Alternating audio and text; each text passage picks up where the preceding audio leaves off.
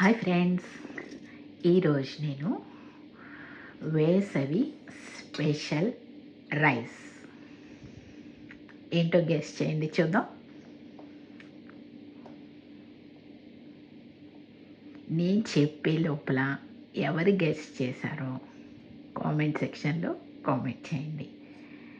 వేసవికి special rice చెప్పనండి. ఇంకేముంటుందండి, కడుపులో చల్లగా ఉండే పెరుగన్నం. ఈ పెరుగన్నం నేను ఎలా చేస్తాననేది మీకు చెప్తాను.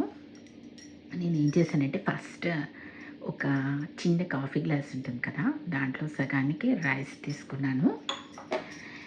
ఇది బాస్మతి రైస్ అండి. మనం మామూలుగా బాస్మతి రైస్ వాడుతున్నాం ఇంట్లో, బ్రౌన్ బాస్మతి కానీ వైట్ బాస్మతి కానీ. హాఫ్ గ్లాస్ తీసుకుని కడిగి పెట్టేసుకున్నాను. దీంట్లో మామూలుగానే ఎందుకునో ఎక్కువ నీళ్లు పడుతున్నాయి. బాస్మతి అంటే మామూలుగా 1-1.5 పడతాయి కదా, ఇది చాలా ఒదుగు అవుతున్నది, ప్లస్ నీళ్ళు కూడా ఎక్కువ పడుతున్నాయి అన్నమాట. సో నేను ఏం చేస్తానంటే, ఎలాగూ పెరుగన్నం అంటే ఎంత మెత్తగా ఉంటే అంత బాగుంటుంది కదా, 1.5 నీళ్లు పోసాను. ఇప్పుడు ఏం చేస్తానంటే దీంట్లో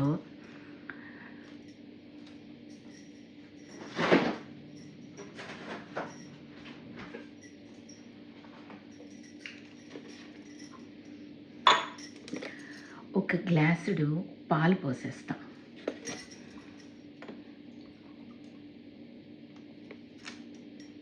ఒక గ్లాసుడు పాలు పోసేస్తాం. 1.5 నీళ్లు పోసాను, ఒక గ్లాసుడు పాలు పోసేస్తా. మీరు మామూలుగా ఏ రైస్ పెట్టుకుంటే ఆ కొలత ప్రకారం మీరు చేసుకోండి.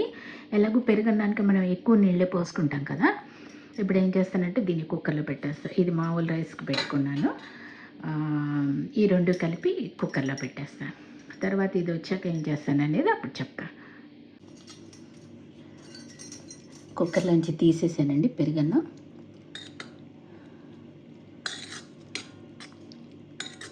పాలు పోసి ఉడికించాం కదా, ఇప్పుడు దీన్ని ఏం చేస్తానంటే మ్యాష్ చేస్తా.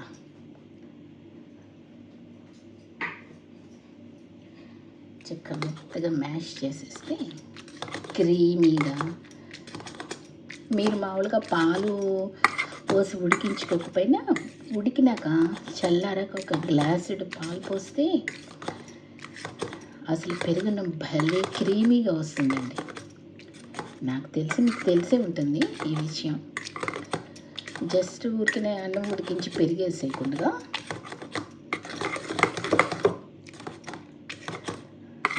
పాలనల్లాగా ఇలాగైనా తినేసేయచ్చు అనిపిస్తున్నది. ఎంత చక్కగా వచ్చిందో,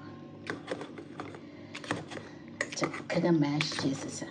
అసలు ఎంత చక్కగా, అసలు చిన్న పిల్లలు, చంటి పిల్లలు తినేట్లుగా వచ్చేసిందండి.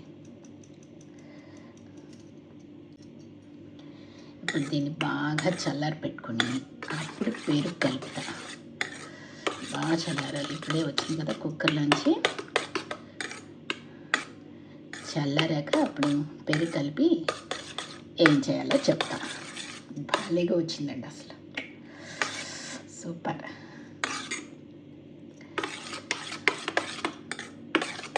సరే అండి, చల్లారాక చూపిస్తాను.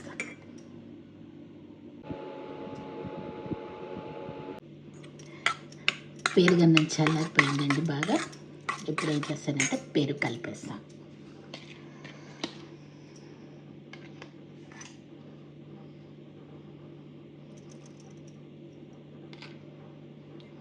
చక్కగా నిండా పెరిగేసేసి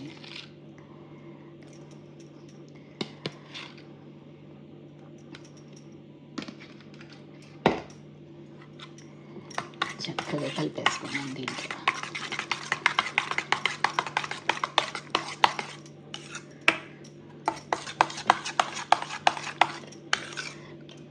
మీకు కావాలనుకుంటే కానీ ఇంకో కొంచెం నీళ్లు పోసుకోవచ్చు. మరి గట్టిగా అయిపోతుంది పెరుగన్నం అనుకుంటే, కాస్త పలుచగా తినాలనుకునే వాళ్ళకి.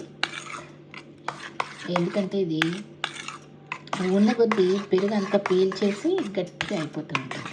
ముందే కాస్త పలుచగా కలుపుకున్నామంటే తినొచ్చే వాళ్ళకి భలే క్రీమీగా వస్తుంది అన్నమాట. కొంచెం నీళ్ళు పోస్తాను.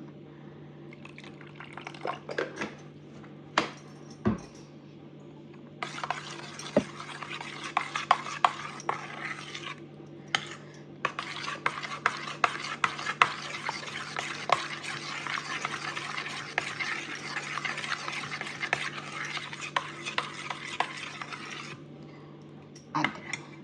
ఇప్పుడు ఏం చేస్తానంటే అదండి చెప్తా. చిన్న ఫ్రైయింగ్ ప్యాన్ పెట్టాను, దీంట్లో కొంచెం నెయ్యి వేస్తా.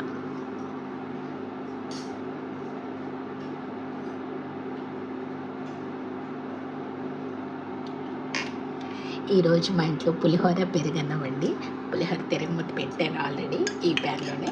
ఇప్పుడు ఏం చేస్తానంటే కొంచెం జస్ట్ ఒక హాఫ్ స్పూన్ చిన్న మన నేతి చెంచా ఉంటుంది కదా, అంతే వేసి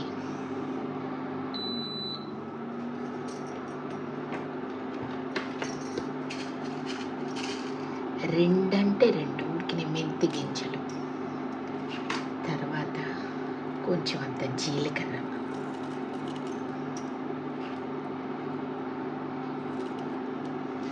అంతే.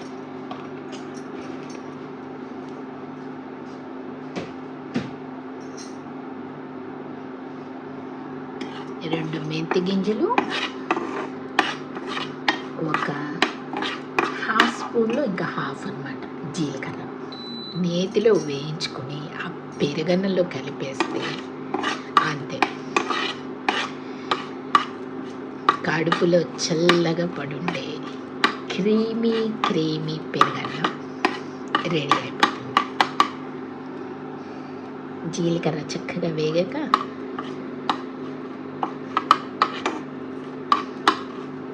తిరగమూత కొంచెం చల్లారనిచ్చి అప్పుడు పెరుగులో కలుపుతా. మళ్ళీ పెరుగు విరిగిపోకుండా చాలు. ఈ వేడికి వేగిపోతుంది జీలకర్ర, ఎందుకంటే ఎలక్ట్రిక్ స్టవ్ కదా, ఇంకా వేడి బాగుంటుంది. ఆఫ్ చేసేస్తాం అంతేనండి. ఇంకా ఎండుమిరపకాయ అవి కూడా ఏం వద్దండి, ఎందుకన్నది స్పైసీగా. కావాలంటే స్పైసీ బటర్ మిల్క్ తర్వాత చూద్దాం. ఇది హాయిగా కమ్మగా కడుపుకి హాయిగా ఉండేట్లుగా చేసుకోవాలంటే ఇలా ఒక్కసారి చేసుకొని చూడండి. చల్లరాక కలుపుతా.